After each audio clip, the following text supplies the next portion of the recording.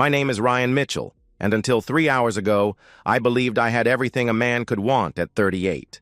A beautiful wife, a comfortable home in Westbrook's nicest neighborhood, and the kind of stable marriage that made my divorced friends shake their heads in envy. Claire and I had built something solid over 12 years. Or so I thought as I sat alone in our living room, her laptop open on my knees, watching my entire world crumble pixel by pixel. We'd met at my cousin's wedding. Claire was a bridesmaid, all golden hair and infectious laughter, drawing people to her like moths to flame. I was the awkward groomsman who spent most of the reception hiding behind my camera. She'd caught me trying to sneak out early and insisted I dance with her. "Life's too short to miss the good songs," she'd said, pulling me onto the floor. That was Claire. Spontaneous where I was cautious, social where I was solitary. Our life together had settled into comfortable rhythms. I'd leave for the tech firm at 7, code until 6, sometimes later when projects demanded it. Claire worked part-time at an upscale boutique, more for the social aspect than the money. My salary as a senior software engineer more than covered our needs. She'd kiss me goodbye each morning, text me funny memes during lunch, and greet me with stories about difficult customers or the latest drama among her friends. "You don't mind if I go out with the girls tonight, do you?" had become her refrain. And I never did mind. I trusted her completely. Why wouldn't I? She always came home to me, always curled against me in bed, always whispered that she loved me in that drowsy voice before falling asleep. Tonight was another girl's night. Claire had left 2 hours ago in her little black dress, the one that made her legs look incredible. She'd kissed me goodbye, her perfume lingering in the air long after the door closed. I'd settled in for my usual routine, some coding practice, maybe a documentary, early to bed. But my laptop was in my office and I didn't feel like moving. Claire's MacBook sat on the coffee table, and for once I thought, why not? We had no secrets. I just needed to check some API documentation. Her Facebook was open. I almost closed it immediately. I wasn't the type to snoop, but a message notification popped up from someone named Derek. The preview showed an image loading. I clicked it. The photo materialized slowly on our average internet connection, top to bottom like a terrible revelation. Claire against a brick wall, her black dress hiked up, kissing a man who definitely wasn't me. His hand was tangled in her hair, her leg wrapped around his waist. My brain struggled to process what I was seeing. This had to be old, before us. But the dress, she'd bought it last month. We'd been together when she tried it on, spinning in the boutique mirror, asking if it made her look fat. More messages loaded. Videos. My wife, my faithful, loving wife, with not one but 2 men, laughing as they groped her, leading them by their hands toward a door, the shaky camera following as she looked back with an expression I'd never seen on her face. Hungry, predatory. The timestamp. Tonight, 45 minutes ago. The laptop slid off my knees as I lurched to the bathroom, barely making it before dinner came back up. I knelt there on the cold tile, shaking, my perfect life swirling away like the water in the bowl. When I could stand, I went back to the laptop, saved everything to a thumb drive with the mechanical precision of a man in shock. Every photo, every video, every flirtatious message going back, God, months, years. The front door opened at 11:47. "Hey, baby," Claire called out, her voice bright. "You still up?" She appeared in the doorway, slightly disheveled but glowing. Happy. She crossed to where I sat and kissed my cheek. Her lips were swollen. Someone else had been kissing those lips less than 2 hours ago. "Missed you," she murmured against my ear. "The girls were so boring tonight. I should have stayed home with you." I smiled. Somehow, I smiled. "Missed you too," I said, the words ashes in my mouth. I woke at 5:23 a.m. to find Claire's arm draped across my chest, her breath warm against my shoulder. For 3 seconds, maybe 4, everything was normal. Then reality crashed back. The images, the videos, her leg wrapped around another man, and I had to consciously control my breathing to keep from hyperventilating. She murmured something in her sleep and pulled closer. Her skin against mine, which had always been a comfort, now felt like sandpaper. I lay perfectly still, counting my breaths, until her alarm went off at 6. "Morning, handsome," she said, stretching like a cat. The sheet slipped down, revealing the body I'd worshipped for 12 years, the body she'd given to strangers last night while I sat home like a fool. She leaned in for our morning kiss, routine, automatic, and I reciprocated, tasting betrayal and someone else's cologne. "Coffee?" I asked, my voice surprisingly steady. "You're the best," she replied, padding toward the shower. I stood at our kitchen counter, measuring grounds, adding water, going through motions while my mind raced. Every normal moment felt like performing Shakespeare. Claire emerged 20 minutes later in her robe, hair wrapped in a towel, humming something cheerful.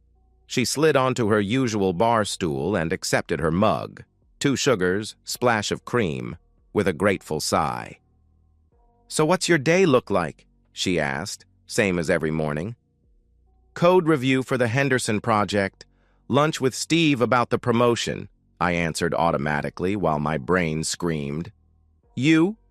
"Work until 3, then maybe shopping with Melissa," she replied casually. "Oh, and I was thinking we could try that new Italian place this weekend." I made reservations for Saturday. 4 days away. She was planning our future like she hadn't detonated a nuclear bomb in our marriage. "Sounds perfect," I said. At work, I locked my office door and pulled up a browser in incognito mode. Divorce lawyer near me. Prenuptial agreement enforcement. Infidelity divorce proceedings. The prenup had been her father's idea, actually, protecting his daughter from fortune hunters. Ironic that it would now protect me from her. The evidence on my thumb drive would make things clean. No alimony with documented infidelity. The house was mine, inherited from my grandmother before we married. She'd get her clothes, her car, and whatever was in her personal savings. After 12 years, she'd walk away with less than she came in with. I made an appointment with Harrison and Associates for tomorrow's lunch. Used a fake name, would pay cash. No paper trail until I was ready. The research became my anchor. Every article about divorce strategy, every forum post about cheating spouses, every legal precedent gave me purpose, direction. I wasn't just a victim. I was becoming an architect of consequences. "You okay?" Steve asked during our lunch. "You seem distracted." "Just thinking through some complex code," I lied. That evening, Claire was home when I arrived. She'd made dinner, chicken marsala, my favorite. We ate and talked about nothing, and I studied her across our dining table. How many times had she come home from another man and served me dinner with those same hands? How many lies had she told with that pretty mouth? "I might go out with the girls again Thursday," she said, not quite meeting my eyes. "You don't mind, right?" "Of course not," I replied, cutting my chicken with precise movements. "I trust you." She reached across the table and squeezed my hand. "I love you, you know that?" she said softly. "I know," I answered, squeezing back while imagining those same fingers unbuttoning another man's shirt. After dinner, she curled against me on the couch, watching some reality show about cheating partners. The irony was excruciating. She commented on what idiots the cheaters were, how they always got caught. "Could you imagine?" she asked. "Throwing away a whole marriage for some cheap thrill?" I pulled her closer, kissed the top of her head, and said, "No, I really can't imagine that at all." Wednesday morning, I called in sick, a rarity that had my manager concerned enough to offer to send soup.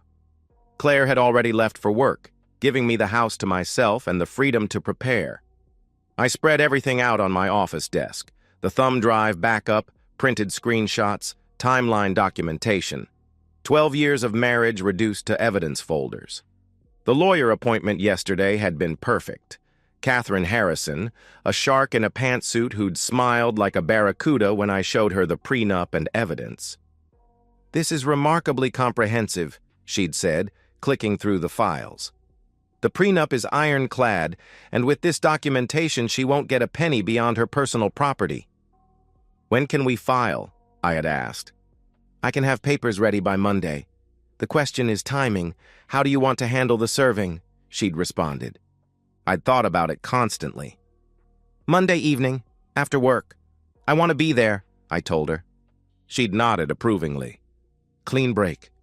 Smart. Most men try to salvage things, give second chances. You're not most men," she observed. "No, I wasn't. Not anymore." Today, Claire announced she'd planned a weekend trip with the girls, a spa getaway she'd apparently been planning for weeks but forgot to mention. I encouraged her to go, even offered to pay for it. Her delight at my generosity turned my stomach, but I smiled through it. That night, I researched the men in the videos. Derek Morrison, married, 2 kids, worked at a marketing firm downtown. Jake Lindsay, engaged, wedding planned for next spring. Both had social media profiles full of happy couple photos, family vacations, proclamations of love. Their partners deserved to know. Thursday, while Claire was at her girls' night, I created anonymous email accounts, uploaded the evidence to secure servers, and scheduled emails to send Monday at 8 p.m., 1 hour after Claire would be served. The wives would receive everything: photos, videos, timestamps, their husbands' faces clearly visible. I added Claire's friends to the recipient list, her co-workers, selected members of our social circle. Not everyone, I wasn't a monster, but enough to ensure the truth would spread like wildfire through our small town. I also installed a small camera in our living room, hidden in the bookshelf. I wanted to record her reaction when she was served. Not for pleasure, I took no joy in this, but for protection. Who knew what she might claim I did or said? I needed documentation. Friday passed in a haze of false normalcy. We had dinner, watched a movie, made love, though I had to imagine she was someone else to maintain the performance. She fell asleep satisfied and secure while I lay awake planning contingencies. Saturday morning, she packed for her spa weekend with excessive enthusiasm, modeling different outfits, asking my opinion on swimsuits. The black bikini I noticed was new, purchased for someone else's eyes. "You sure you don't mind?"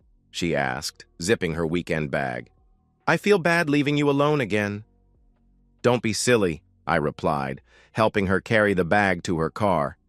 "You deserve to relax. Have fun with the girls." She kissed me goodbye. Long, deep, the kind of kiss that once made my knees weak. Now it just made me think of where that mouth had been. "I love you," she said against my lips. "I'll miss you."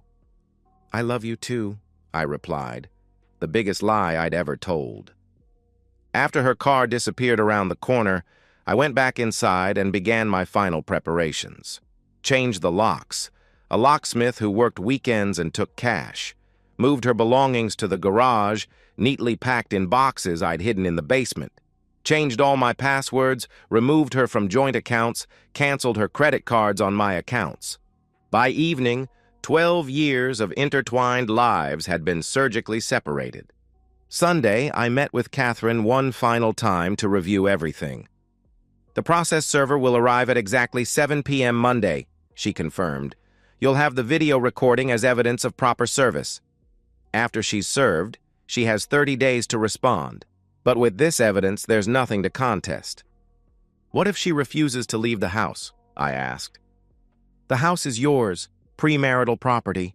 If she refuses, we can have her removed. But most people leave voluntarily when confronted with evidence this damning," she explained. That night, alone in what was now just my house, I sat surrounded by the ghost of our marriage. Wedding photos still on the mantle. I'd leave those until after Monday. Her coffee mug in the sink. Her pillow still indented on her side of the bed. 24 hours from now, it would all be over. The woman I'd loved, trusted, given everything to, would finally face the consequences of her choices. I felt no satisfaction, no anticipation, just a cold, necessary resolve. My phone buzzed. A text from Claire. "Spa is amazing.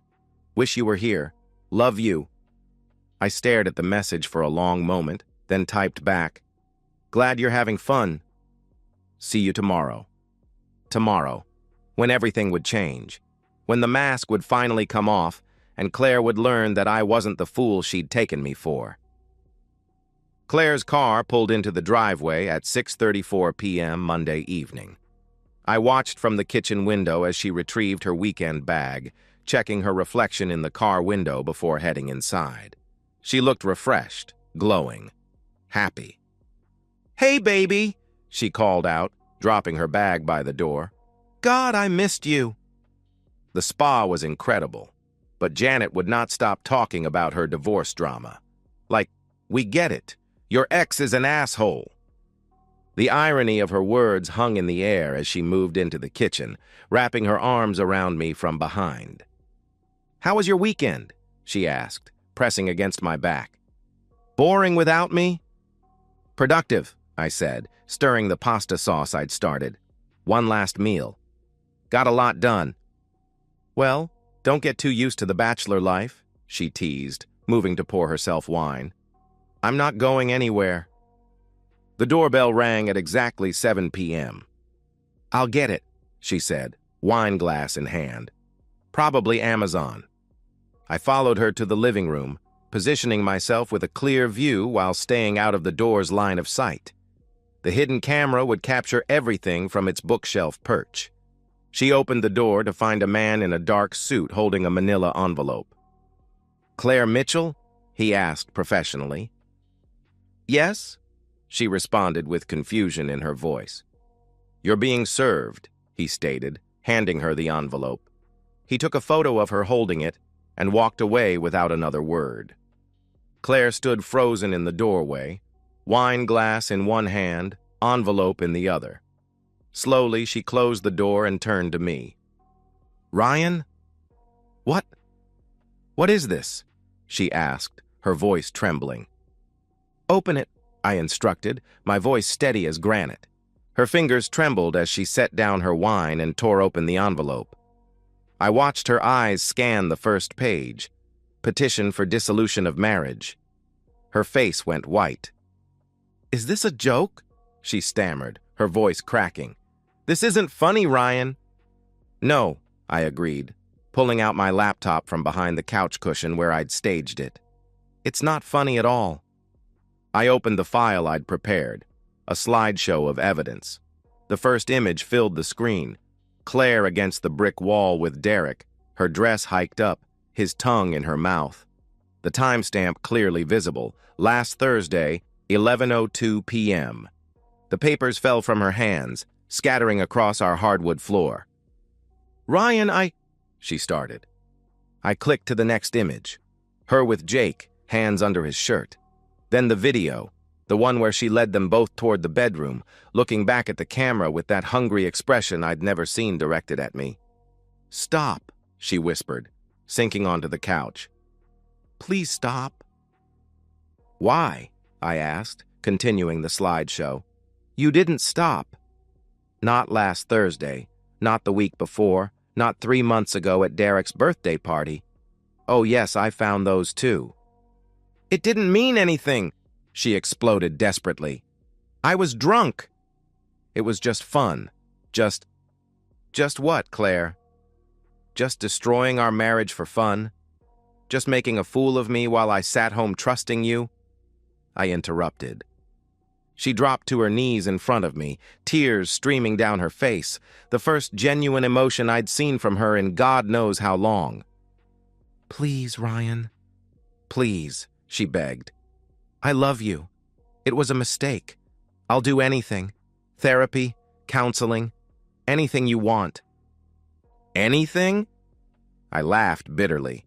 "How about a time machine? Can you undo 12 years of lies?" 12 years? "No, baby, no. It wasn't 12 years. she protested frantically.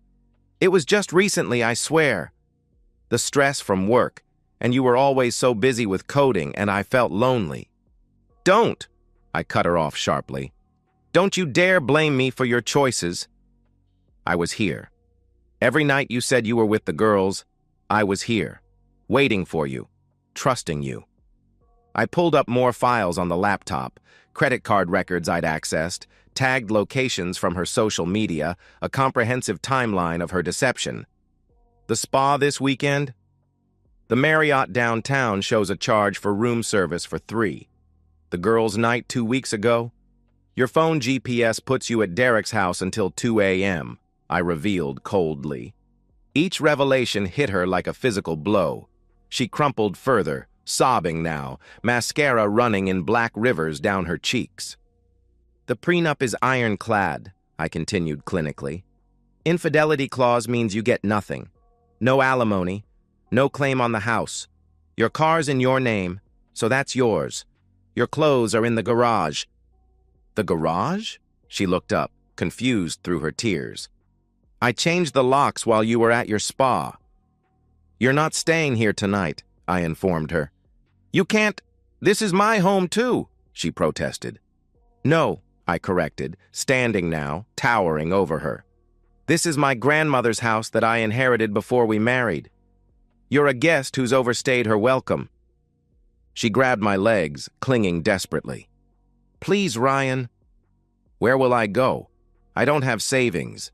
The boutique barely pays anything.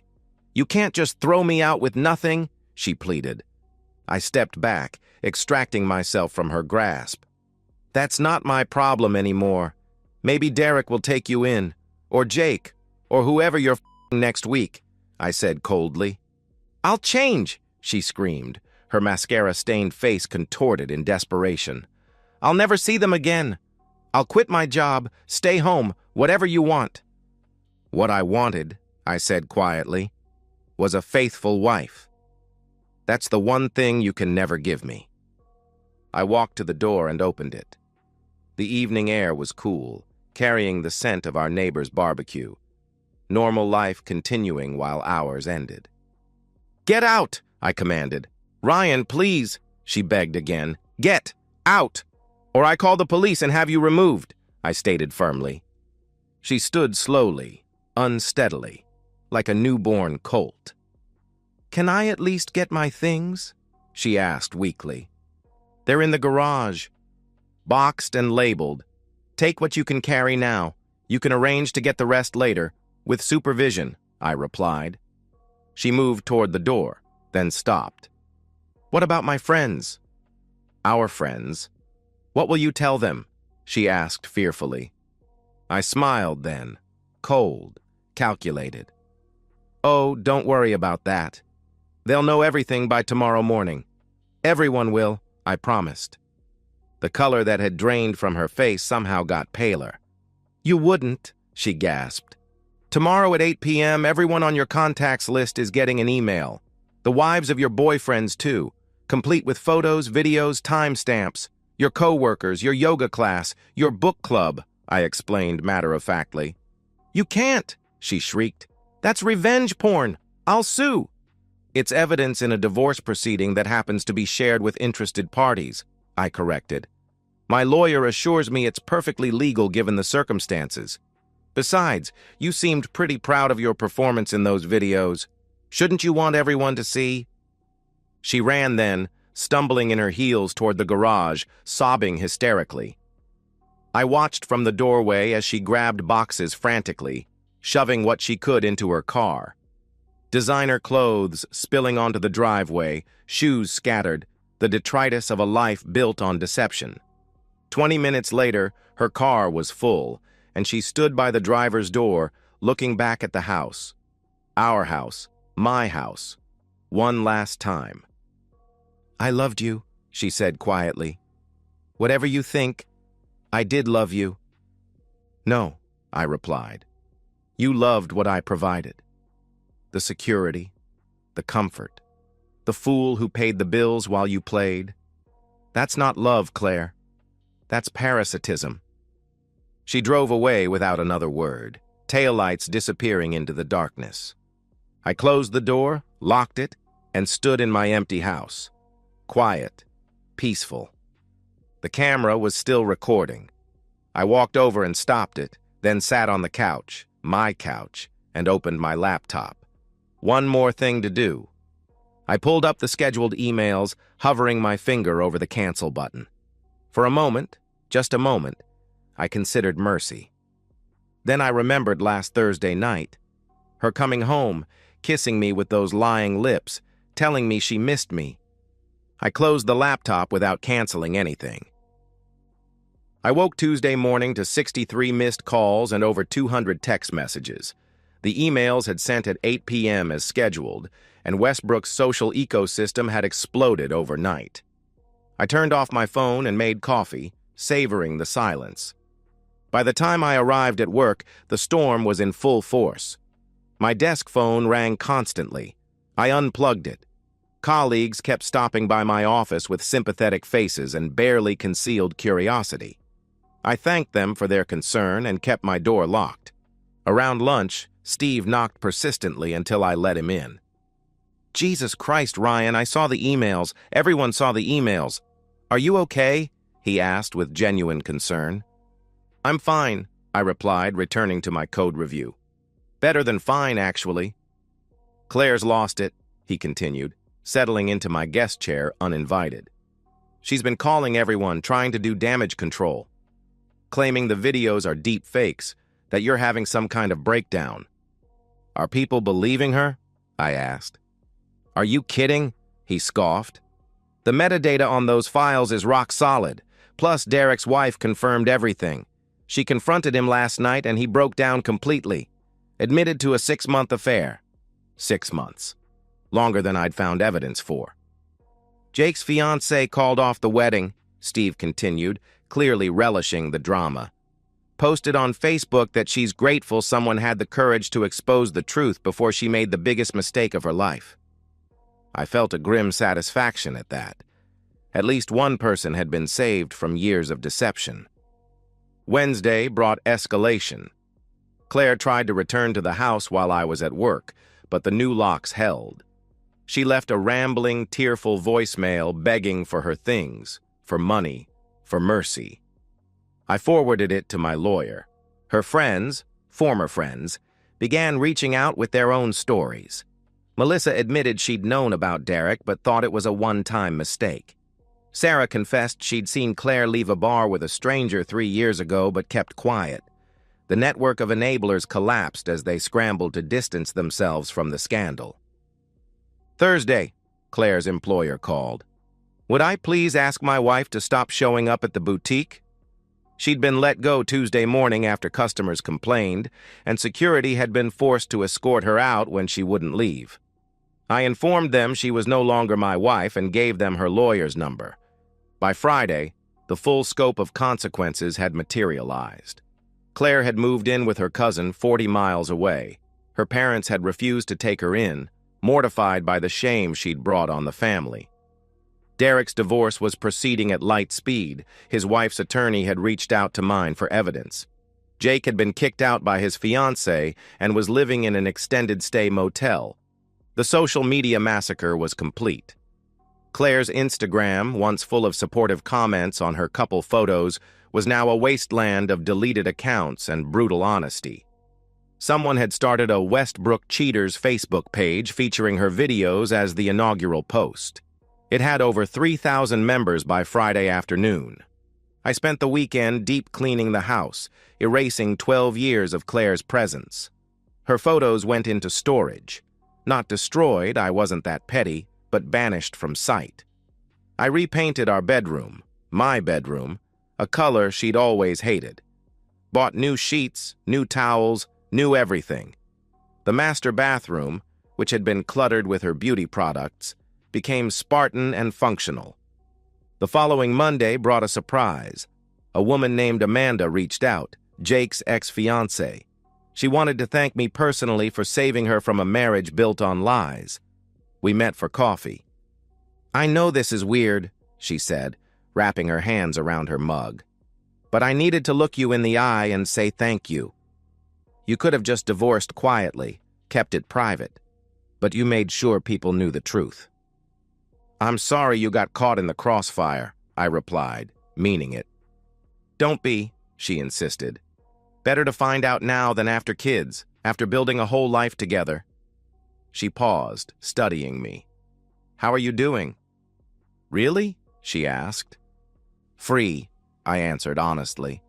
For the first time in years, I'm free. 2 weeks after the explosion, life had found a new rhythm. The calls had stopped, the gossip had moved on to fresher scandals. Claire had finally retained a lawyer who sent a pathetic settlement offer. She wanted $50,000 to restart her life. Catherine laughed as she drafted our response, a simple no with a reminder of the prenup's terms. A month later, the divorce was final. Claire didn't contest it. She couldn't. She showed up to court in a borrowed suit, looking haggard and 10 years older. We didn't speak, didn't make eye contact. When the judge granted the dissolution, she walked out without a backward glance. That evening, I sat on my deck with a beer, watching the sunset over Westbrook. My phone buzzed, a text from an unknown number, Claire's new phone, presumably. I hope you're happy now. You've destroyed everything, the message read. I deleted it without responding and blocked the number. She was wrong anyway. I hadn't destroyed everything. She had destroyed everything. I had just made sure everyone knew it. 6 months have passed since that Monday evening when Claire's world, our world, came crashing down. I'm sitting in my newly renovated home office, the one she always wanted to turn into a craft room, writing this account for therapeutic reasons my counselor suggested. Write it all down, doctor, Martinez said. Then let it go. The house feels different now, lighter. The walls hold no secrets, no lies. I've redecorated completely, not out of pain, but out of preference. For 12 years, I compromised on everything from furniture to wall colors. Now, my home reflects who I actually am, not who I pretended to be for her. I hear updates occasionally, always secondhand, always unsolicited. Claire moved to Charlotte, got a job at a department store, lives in a studio apartment. Her Instagram is private now, only 43 followers instead of the 2,000 she once boasted. Someone showed me a photo. She looks older, harder, like life has finally presented her with a bill she can't charm her way out of paying. Derek's ex-wife sends Christmas cards. She got the house, the kids, and most of his 401k. She seems happy. Jake moved back to Ohio, started over where nobody knows about the videos. The internet has a long memory, though. His name will forever be linked to the scandal in search results. I've been dating again, cautiously. Full disclosure up front about my past, my trust issues, and yes, about what I did. Some women are horrified by the nuclear option I chose. Others admire it. Sarah, the woman I've been seeing for 2 months, falls into the latter category. You gave her exactly what she deserved, she said on our 3rd date. Actions have consequences. Some people have called me vindictive, cruel, excessive. They say I should have just divorced her quietly, taken the high road. These people have never been betrayed. Not really. They've never sat across from someone they gave everything to and realized they were living with a stranger. They've never had to smile through the taste of another man on their wife's lips. The truth is, I sleep perfectly now. 8 hours straight, no anxiety, no racing thoughts. My conscience is clear. I didn't create those videos. Claire did. I didn't make those choices. Claire did. All I did was ensure that the truth came to light and that consequences followed actions. Justice isn't always pretty. It's not always clean or comfortable or socially acceptable. Sometimes justice is harsh and public and devastating. But it is necessary. I think about the other women sometimes. Derek's wife, Jake's fiancée, women who deserved the truth about the men they'd pledged their lives to. Would it have been kinder to stay silent, to let them continue living their lies? I don't think so. The truth, brutal as it was, set them free too. My lawyer called last week.